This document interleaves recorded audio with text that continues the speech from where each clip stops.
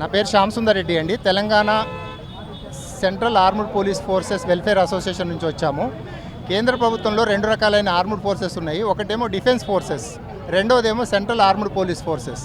So defence ఫోర్సెస్కి ఏవైతే సౌకర్యాలు కల్పిస్తున్నారో సిఏపిఎఫ్ అంటే సిఏపిఎఫ్ వాళ్ళకు కూడా కన్సర్న్డ్ రాష్ట్రాలు ఈ రకమైన ఫెసిలిటీస్ వాళ్ళకి ఏవైతే ఇస్తున్నారో మిగతా రాష్ట్రాలు కూడా ఇవ్వమని చెప్పి 2012లో ఒక ఆర్డర్ జారీ చేసింది.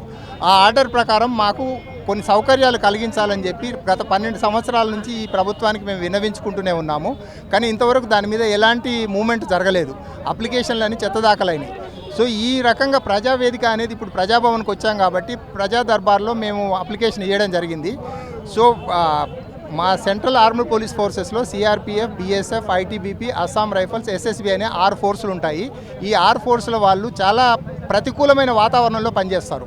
నార్త్ సైడ్లోకి వెళ్తే మీరు లే లదాఖ్లో -40 దాంట్లో పనిచేస్తారు. అదే రకంగా మీరు రాజస్థాన్కి వెళ్తే ఈవెన్ అక్కడ మంచినీళ్ళు కూడా దొరకలేని పరిస్థితుల్లో చేస్తారు. అట్టి పరిస్థితుల్లో ఏంటంటే 20 సంవత్సరాల తర్వాత వాలంటీర్ రిటైర్మెంట్ వచ్చేస్తారు.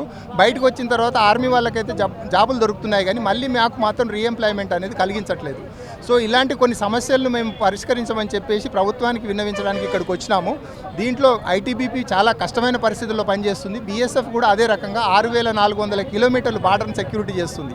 మేము బార్డర్లో భారతదేశ భూమిని కాపాడుతున్నాము, కానీ ఇక్కడికి వచ్చిన తర్వాత మా భూములు ఎవరో ఆక్రమించుకునే పరిస్థితికి వచ్చింది.